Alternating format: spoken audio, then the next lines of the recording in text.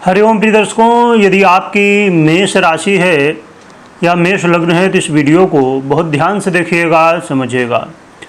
इस वीडियो में हम समझने वाले हैं मंगल राशि परिवर्तन प्रभाव को। ग्रहों में जिन्हें सेनापति पद प्राप्त है वो मंगल अब अपना राशि परिवर्तन करने जा रहे हैं। ये राशि परिवर्तन क्या प्रभाव देगा इसे हम विस्तार से समझेंगे। क्या ग्रह स्थिति है, क्या हमें अच्छा बुरा फल मिलने वाला है और क्या उपाय करना चाहिए, ये सभी कुछ जानेंगे। प्रिय दर्शकों, देखा जाए तो मंगल का ये गोचर काल 28 जुलाई 2025 को शाम को 7:57 में बुध की राशि कन्या राशि में गोचर करना इनका प्रारंभ हो जाएगा और ये गोचर काल 13 सितंबर तक चलेगा। लगभग 48 दिनों का ये गोचर काल रहेगा। यह गोचर काल क्या फल देगा जिसे तो हम समझेंगे ही, परंतु थोड़ा सा 2025 में ही जो मंगल के पिछले परिवर्तन हुए हैं उनके तरफ यदि हम देखें तो आपने देखा कि मंगल का परिवर्तन नीच राशि में था 2025 में, कर्क में था, पहले गोचर कर रहे थे जैसे ही प्रारंभिक स्थिति में। तो ये गोचर काल युद्ध की स्थिति पैदा किया और युद्ध हुआ और भारत ने और हमारे सैनिकों ने बहुत अच्छा, कहना चाहिए कि एक ऐसा सबक सिखाया पाकिस्तान को जो कि संभवतः पाकिस्तान को दोबारा ऐसी गलतियां नहीं करनी चाहिए। पर कहते हैं कि जिसका जो स्वभाव उसको बदला नहीं जा सकता, परंतु भारत ने बहुत अच्छे से जवाब दिया। पर युद्ध की स्थिति बनी और उससे नुकसान हमेशा युद्ध में दोनों पक्षों का होता ही होता है। इसके अलावा मंगल वक्री अवस्था को प्राप्त हुए और मिथुन में प्रभाव दे रहे थे, फिर से जब पुनः ये मार्गी हुए और कर्क का फल देना शुरू किए तो प्लेन क्रैश की घटना देखने को मिली। अब पुनः से मंगल अब नीच के तो नहीं हो रहे, परंतु ये अपने शत्रु की राशि बुध की राशि पर जा रहे हैं और साथ में शनि के आमने सामने, शनि और मंगल आमने सामने होंगे, समसप्तक योग बनेगा। आपने बहुत सारी वीडियो ऐसी देखी होंगे।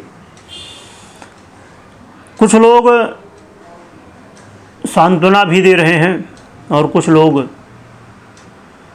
ये बता रहे हैं कि वास्तविकता क्या है। कभी भी देखिए, कोई ग्रह स्थिति किसी का नुकसान नहीं पहुंचाती, परंतु जो योग संयोग है उसके फल तो मिलते ही मिलते हैं। तो ये मंगल का गोचर काल देखा जाए तो निश्चित रूप से पूरी दुनिया के लिए पुनः सावधान होने की आवश्यकता है। हर एक व्यक्ति को, मैंने पहले भी जब मंगल का परिवर्तन हुआ, नीच राशि में आए थे, वक्री हुए, फिर से मार्गी हुए थे, नीच में पुनः गए थे, तो हमने चर्चा की थी और ये कहा था कि हर एक व्यक्ति को सावधान रहने की आवश्यकता है, ना कि डरने की, क्योंकि जो होना है तो सो तो होगा ही। तुम्हें डरने की आवश्यकता नहीं है, परंतु सतर्क रहने की जरूर आवश्यकता है। यदि काल पुरुष की कुंडली में देखा जाए तो ये गोचर काल षष्ठम भाव में होने जा रहा है और मेष राशि के भी षष्ठम भाव में होने जा रहा है, जो कि मंगल मेष राशि के बड़े ही महत्वपूर्ण, सबसे महत्वपूर्ण ग्रह हैं, लग्नेश हैं आपके और अष्टमेश भी हैं। ये भाव रोग का भाव, ऋण का भाव, शत्रुओं का भाव माना जाता है। मंगल के पास 3 दृष्टियां हैं जो कि आपके भाग्य भाव, आपके 12वें भाव विदेश भाव में, व्यय के भाव में और आपके लग्न में पड़ेगी। क्या प्रभाव होगा, क्योंकि सामने सीधे सीधे शनि है। शनि और मंगल का दृष्टि संबंध हो, युति हो, बिल्कुल भी अच्छा नहीं माना जाता है। इससे क्योंकि शनि न्याय के देवता हैं, तो स्वाभाविक सी बात है कि गलत किसी के साथ नहीं होगा, जो जैसा कर्म किया उसको फल मिलेगा। परंतु मंगल सेनापति हैं, वो भी अपने कर्तव्यों को निभाएंगे। तो ये मैं कहना चाहूँगा कि हर एक व्यक्ति को सतर्क रहने की पुनः आवश्यकता है, क्योंकि हमने मंगल का 2 बार प्रभाव देखा है। इस बार पुनः से हमें सतर्क रहने की आवश्यकता है। चलिए जानते हैं कि मेष वालों के लिए क्या प्रभाव मिलने वाला है। और एक बात पहले और समझ लें कि मंगल अग्नि हैं और शनि वायु हैं। तो अग्नि, वायु, मंगल सेनापति हैं, तो सेना से संबंधित, और शनि को देखा जाए तो शनि का प्रभाव मुख्य रूप से इनका 10म और एकादश भाव माना जाता है। और ये कार्य क्षेत्र का है, सरकार का, मान सम्मान का। तो इन सब में यानी कि सरकार के ऊपर प्रभाव और ऐसी सब घटनाएं इनसे रिलेटेड हो सकती हैं। परंतु मेष वालों के लिए क्या देखा जाए तो भाग्य भाव में दृष्टि पड़ रही है, तो मंगल का ये गोचर काल आपके जीवन में भाग्य की वृद्धि कराएगा, जिससे आप देखेंगे कि मंगल षष्टम में है, शनि सामने है, कर्मेश और आप आयस हैं। तो संघर्ष तो होगा, परंतु विजय आपको मिलने वाली है।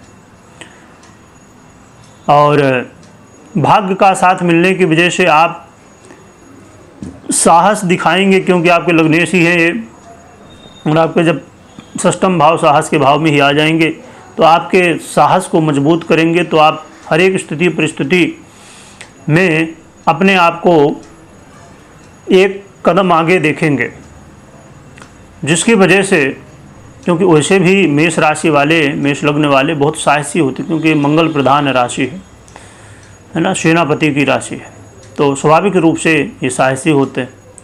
तो ये साहस जो आपका मुख्य रूप से अंदर है वो अब दिखने वाला है, जिसकी वजह से विदेश से जुड़े हुए मामलों में आपको कहीं ना कहीं लाभ तो होगा, परंतु इंपोर्ट एक्सपोर्ट का काम कर रहे हैं वहाँ पर लाभ होगा। परंतु ये सब चीज़ें बहुत आसानी से नहीं, बहुत संघर्षों के बाद आपको सफलताएं प्राप्त होंगी। तो ज़रूरत है कि आप साहस के साथ खड़े रहें। आप ये भी देखेंगे कि लग्न में दृष्टि है तो आत्मविश्वास और भी ज़्यादा मजबूत, जो कि सिस्टम में आ गए हैं। तो स्वास्थ्य को लेकर आपको चिंता ज़रूर करनी होगी। योग प्राणायाम ध्यान इत्यादि करते रहें और खान पान में संयम बहुत बरतिए। यदि ब्लड से संबंधित आपको पहले से समस्या है तो आपको विशेष रूप से सतर्क रहने की आवश्यकता है। या आपको पैरों में कोई तकलीफ़ है, खासकर तलवों में या तलवों के ऊपर भाग में, गांठों में, इन सब यानी पैरों में यदि तकलीफ़ें खासकर गांठ से लेकर नीचे, तो आपको विशेष सतर्क रहने की आवश्यकता है या इससे संबंधित तकलीफ़ें हो सकती हैं। और वायुजन्य तकलीफ़ें जिनको हैं उनको भी सावधानी रखने की आवश्यकता है। वायुजन्य तकलीफ़ें बढ़ सकती हैं, जैसे एसिडिटी वगैरह, और भी बहुत सारी, जैसे बहुत लोगों को एसिडिटी बनती है उसकी वजह से शरीर में दर्द होने लगता है, या अन्य समस्याएं बहुत सारी। और यदि आपका स्वास्थ्य ठीक नहीं है तो इस स्थिति में, क्योंकि ये मंगल हैं और षष्टम भाव में हैं, तो ऑपरेशन इत्यादि की स्थितियां बन सकती हैं। ब्लड की जैसे हमने समझा कि समस्या हो सकती है, तो आपको थोड़ा सा सतर्क रहने की आवश्यकता है। सबसे महत्वपूर्ण सतर्कता ये रखनी होगी कि आपको स्वास्थ्य का ध्यान रखना है। फिर आपको वाद विवाद में बिल्कुल भी नहीं पड़ना है। आपको अपने कर्म में ध्यान देना है, अपने कर्म को मजबूत करना है, ना कि शत्रु आपके विरोधी क्या कर रहे हैं उसमें पड़ने की आवश्यकता नहीं है आपको। यदि आप विरोधियों के चक्कर में ना पड़ के अपने कर्म में ध्यान देंगे तो विरोधी अपने आप खूब प्रयास कर लेंगे, खूब अपनी प्लानिंग बना लेंगे, परंतु उनकी प्लानिंग आपके खिलाफ काम नहीं करने वाली है। इसलिए आप निश्चिंत रहे क्योंकि शत्रु बाधा होगी तो जब शत्रु बाधा होती तो हमारा मन कई बार विचलित हो जाता है, और शनि का जब प्रभाव मिलता है खासकर तो ये लंबे समय तक संघर्ष देना शुरू करते हैं। तो 48 दिनों में संघर्ष की स्थितियाँ बनेंगी। इसके अलावा यहाँ पर बहुत महत्वपूर्ण बात आपको ध्यान में रखनी चाहिए कि कर्ज लोन से बिल्कुल बचने की आवश्यकता है। चाहे कर्ज पैसे देना हो या लेना हो, यानी कि कर्ज देना हो या लेना हो, तो कर्ज से दूर रहने की आवश्यकता है। हाँ, ये है कि कर्ज चुकाने की आप कोशिश ज़रूर कर सकते हैं तो ये अच्छा रहेगा, परंतु कर्ज लेना या देना बिल्कुल भी ठीक नहीं है। ऐसी स्थितियों में व्यक्ति जब फंसता है तो लंबे समय तक कर्ज की स्थिति बनी रहती है।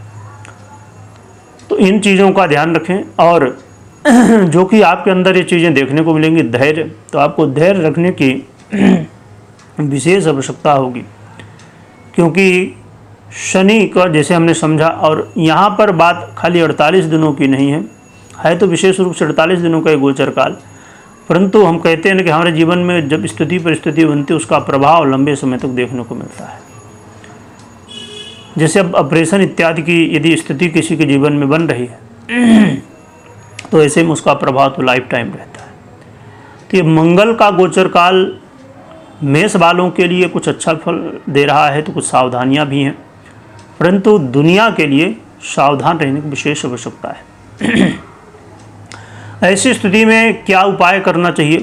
तो उपाय के रूप में सबसे सरल है मंगल और शनि दोनों ग्रहों को कंट्रोल करने के लिए अच्छा फल इनका मिले, कंट्रोल नहीं कहा जा सकता, अच्छा फल मिले, इसके लिए हनुमान जी की आराधना करिए।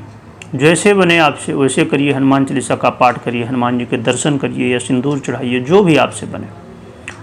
तो हनुमान जी की आराधना करिए, इससे दोनों ग्रहों के अच्छे प्रभाव देखने को मिलेंगे। वैसे भी 7.5 का प्रभाव चल ही रहा है, तो इसमें भी हनुमान जी की आराधना आपको लाभदायक सिद्ध होगी।